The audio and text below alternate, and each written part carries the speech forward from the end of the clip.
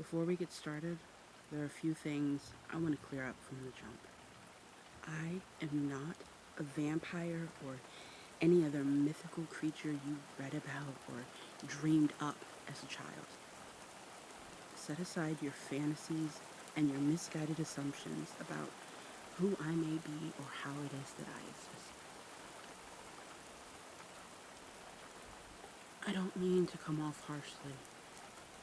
When you've lived this long, you encounter people who want to take from you.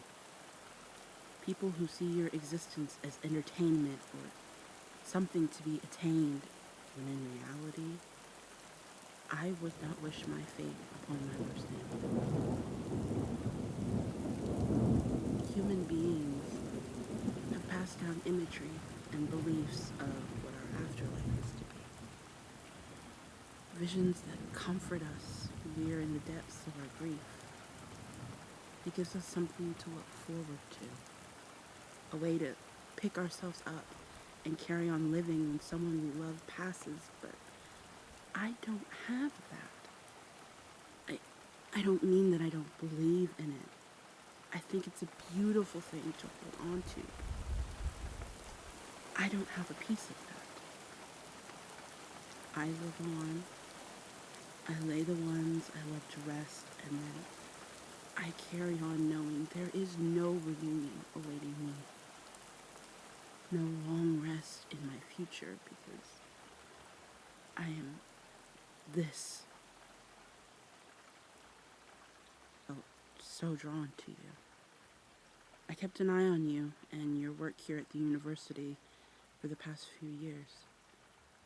I wanted to get a sense of you beyond what I believe I already know.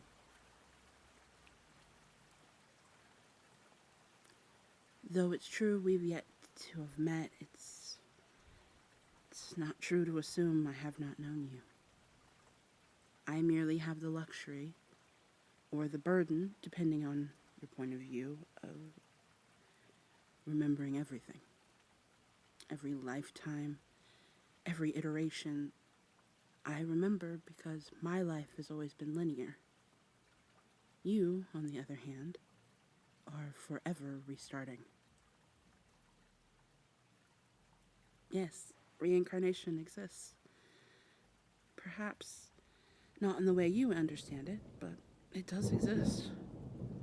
Time and again I walk the earth hoping to find you. I have found you 11 times since our first encounter. Like magnets, you and I. That pull you felt in your chest the first time you noticed me watching you, that is our connection. Our internal knowing. Every cycle, you learn something new. A lesson awaiting you from birth. And once completed, the entire process starts again.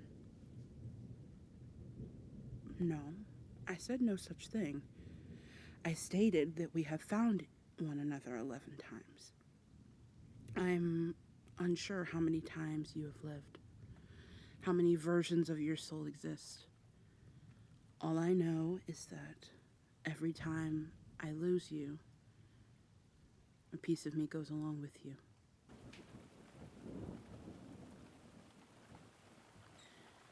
I understand that this is all a lot of information for you to process.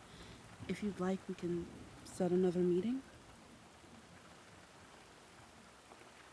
Breathe. Breathe, young one. Breathe before you work yourself into a state. Perhaps, as with most things, it's best if we begin at the beginning.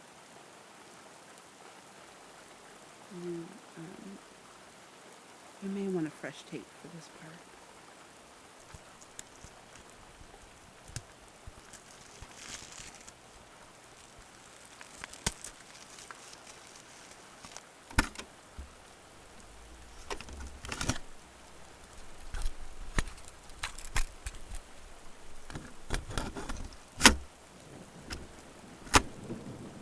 I'll just give it another moment before I start.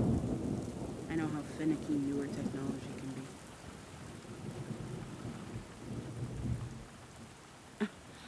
I suppose you're right. The years began to blend together for me by the time I'd reached the 20s, so I don't believe my losing track of it being 1989 is such a terrible faux pas. Oh, of course. Of course. Would you like to pick the time period we discussed first? Or shall we leave that up to me?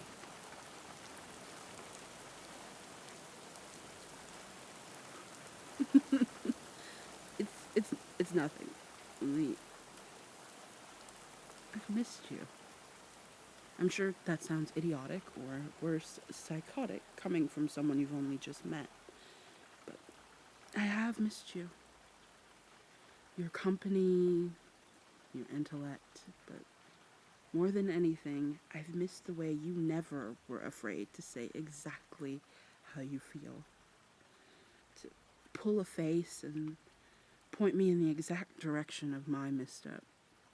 And so, when you made that face at me, when I looked in your eyes and realized I sit here holding the map, and yet I asked you for directions, it took me back.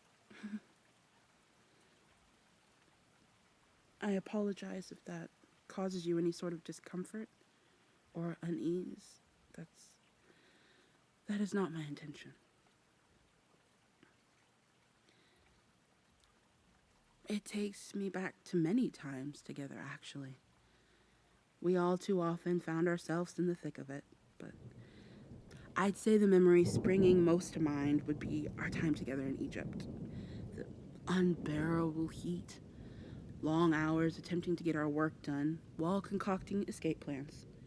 And, oh God, that fucking god-awful sand. It truly does get everywhere. Be glad you don't remember that life, dear one. True. It may be early, or perhaps simply too bold of me to sit here holding all the cards, only to dictate to you what to be thankful to remember and what to not. You'll have to be patient with me. I'd grown accustomed to the idea that we were not to meet again. The last time I saw you, it was June of 1944. We were both stationed in different areas of service, but I found my way to you before you left. I'd been assigned to a posting in Birmingham ahead of my unit to assist with the postal backlog situation. I remember when I saw you, something felt different. It felt off. I understand orders are orders, but perhaps if I speak with Dr. Alden? So this is right. In fact, this is literally the definition of insanity. You have a head injury. You're in no state for mission deployment. I don't care how important it is to the big picture.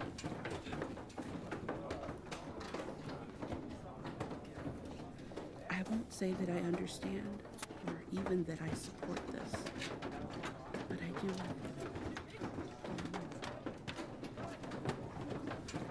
Be safe, and remember, head up, hard in, hard out, no room for doubt. Say it back to me. I don't care how stupid it is, say it back to me.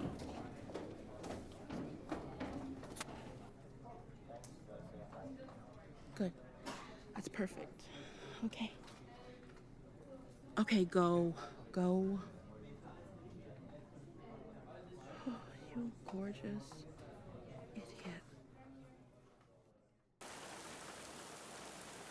Sent you off with what semblance of a blessing I could manage, only to get word you were killed rushing the beach in Normandy. Your best mate broke the news to me. Told me I'd been right, and your head injury hadn't healed enough for you to be back on active duty.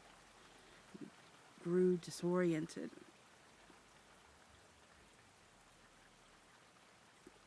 That's right. He tried to help you, got caught in the back line, and you threw yourself over him to save his life. And that was it. I finished my time overseas with a stint in France. Stayed in Paris for quite a long time. It was nice to be seen as a person for a change. And nobody back in the States needed me. I disappeared, basically. Mourned you for a decade and vowed if I ever found you again to tell you everything. To make sure you know as much as I have to offer so you can stop being forced to recycle. So you can rest once and for all.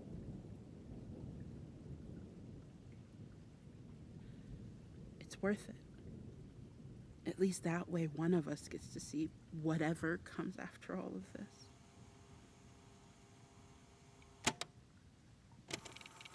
Perhaps that's our cue to take a break. I could use a bit of fresh air, if you don't mind. It's all story to you for now, but for me, it's excruciatingly real and just as painful. I'm gonna need time. I promise to give you all the answers I have, but it's gonna take time. If you'll excuse me for a moment.